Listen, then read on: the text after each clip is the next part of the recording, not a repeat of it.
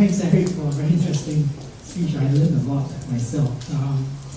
As always, thanks a lot for having me here. I'm not sure whether it was coincidence or it was purposely planned this way, because I come from a very different sector known as the non-profit sector. So obviously quite different, but I think maybe quite a lot of parallels in the way we go about our business. We look at it as a form of business as well. It has to be sustainable.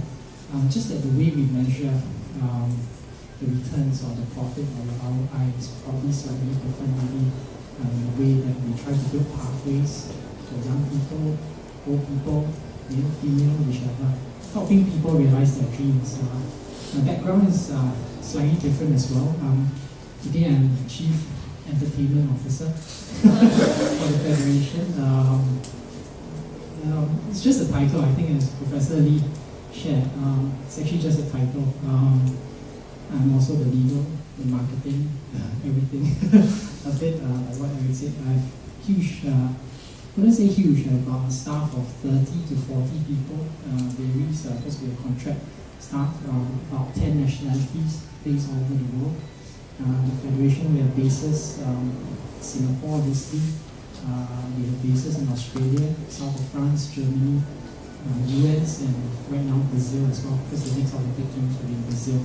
So quite a diverse pool of resources, hard to manage.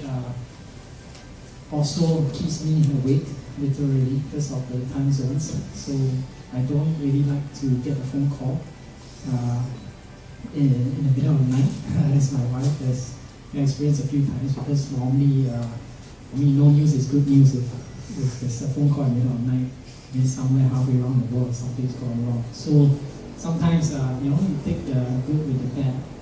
So a bit of my background I'll share, quite different. I come from a more, actually I'm trained as an aeronautical engineer.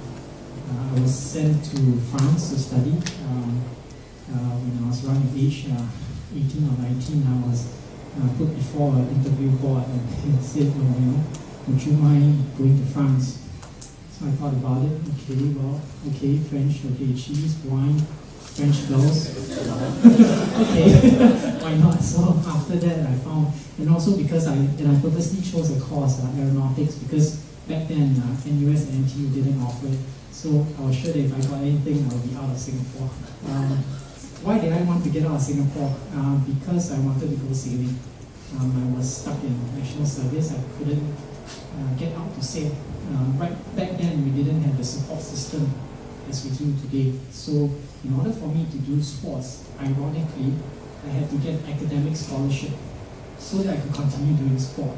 And basically, when I took on the scholarship, the interview board, one of the ladies, still remember, she actually said that, hey, you do know that we're sending you there to study, not to go sailing. and you do have to do well and all that. So I was like, okay, sure. Next thing you know, I went 1 year later, I took, I think, about 2 years of gap year to do the Olympic Games. So, things don't always turn out that way. So I was sent to France, packed off, got lost in the Parisian metro in the first day, because I had no idea. I couldn't read a word of French, couldn't speak or bonjour. So enough to definitely not pick up French girls, but barely enough to survive, to get my own breakfast and a coffee. That's it. And I was told when I arrived, within 9 months, I had to be able to do university level engineering in French. So that was quite a big ask. So can you imagine having to relearn everything? But beyond the language was something else. Then I got into the French way, of doing things. I think most of you all would have done math in Singapore, E-math and all that. We have 10-year series. It's about finding the right answers and all that. So I went to one of the classes after 6 months of language, managed to pass the French. The professor just went up and they do very old-fashioned chalkboard kind of stuff. He goes to the board and says proof, basically proof 1 equals to 2. What was that? Proof 1 equals to 2. And he said, well, you go home, you don't prove that. So basically, I sat there till about 7 or 8 at night. And after that, went back, still couldn't. Then after asked the senior, I said, how you do it? He said, oh yeah, he always does it on the first day of lesson.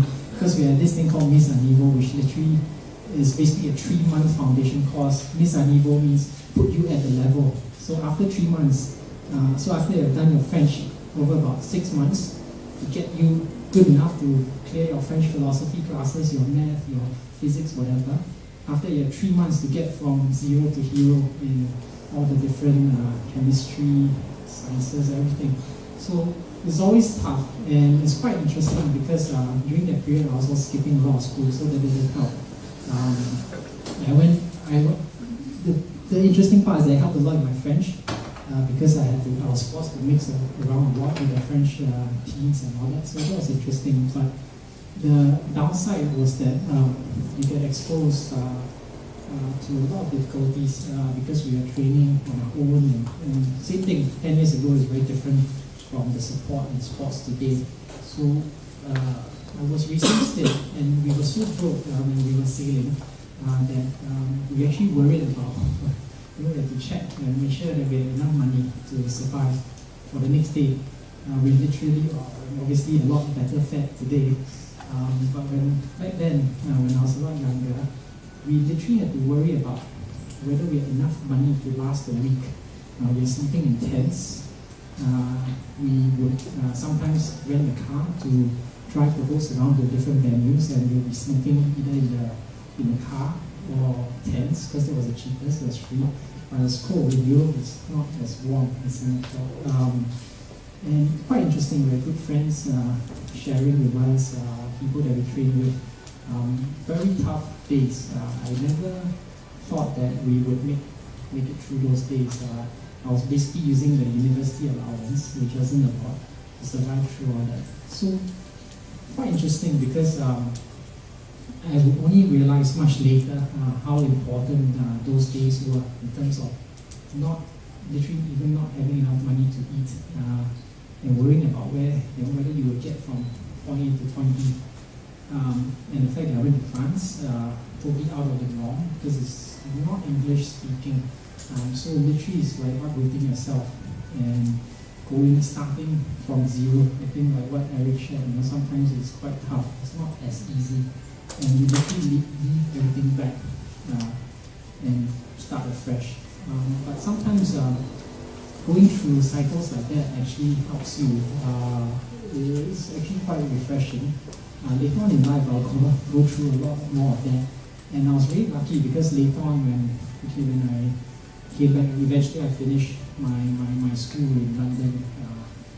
After that, came back. For us, for aeronautics, we need to get minimally a master's degree in engineering because if not, you can't practice as an aeronautical engineer. So I cleared that, came back, I was bonded to the government, so I had to work for a couple of years. Worked for 1 year and I took off.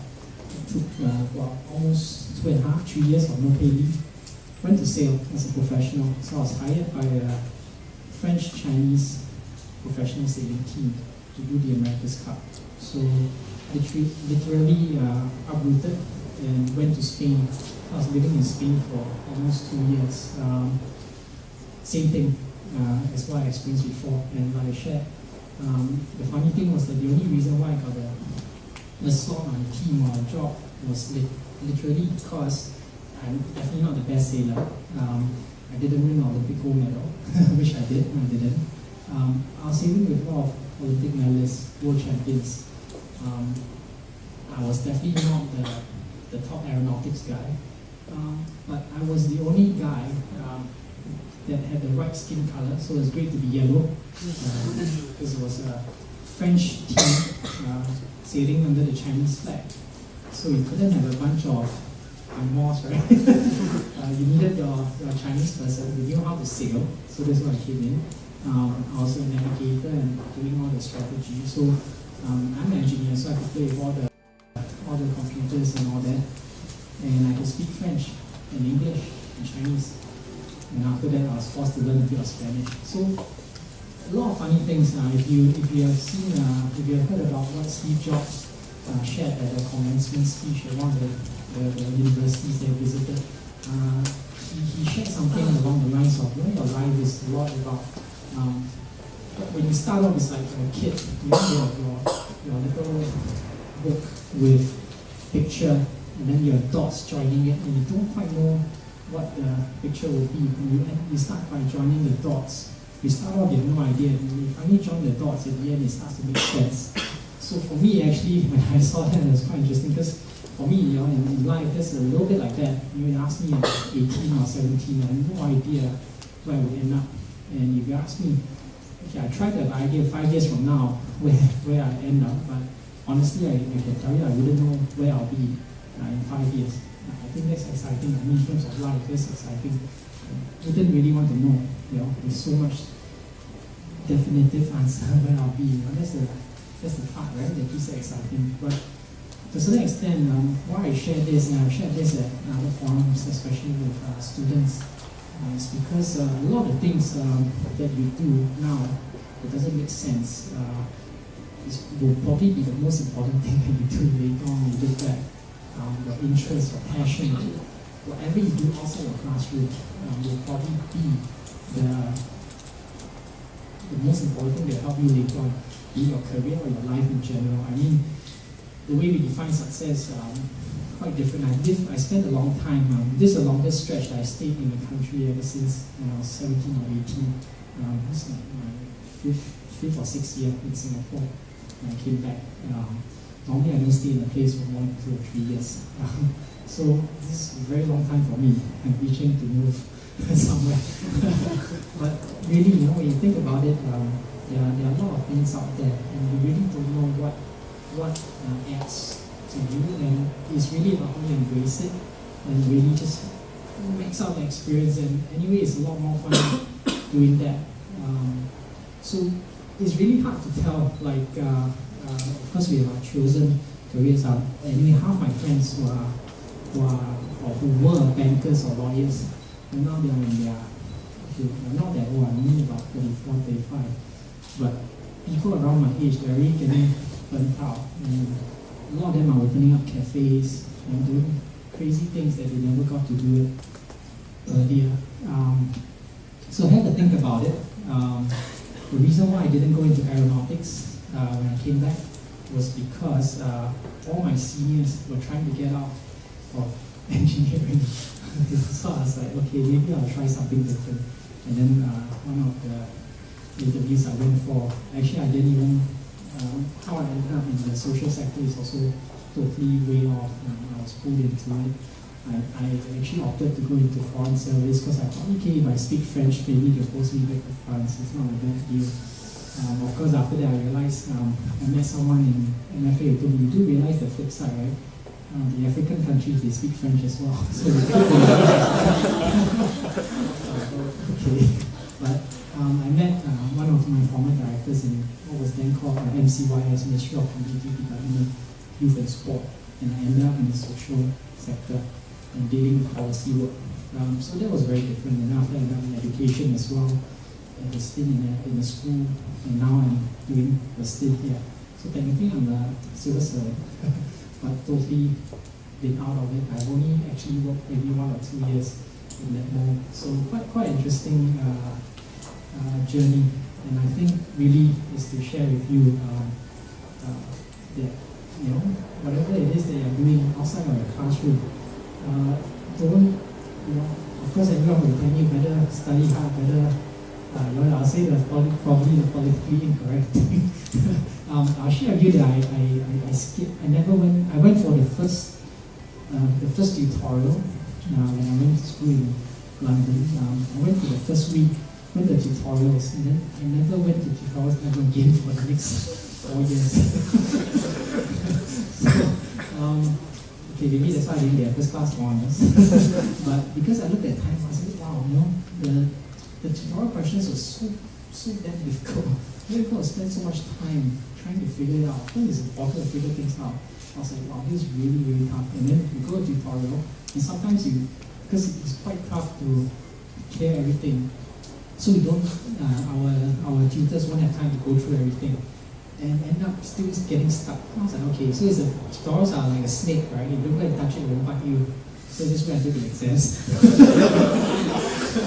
but I used the time to do all sorts of other stuff. Hardly went to class. But the thing was that I was living in London. There were lots of other things out there. And looking back, I think you do need to see what is around you and open your eyes up to what is around you. And those are the things that probably will really, really matter. So I think I'll probably stop here. I think probably like what Eric shared, most of the things would be from your questions. I think that would be the most important sharings. So I'll probably try and stop here.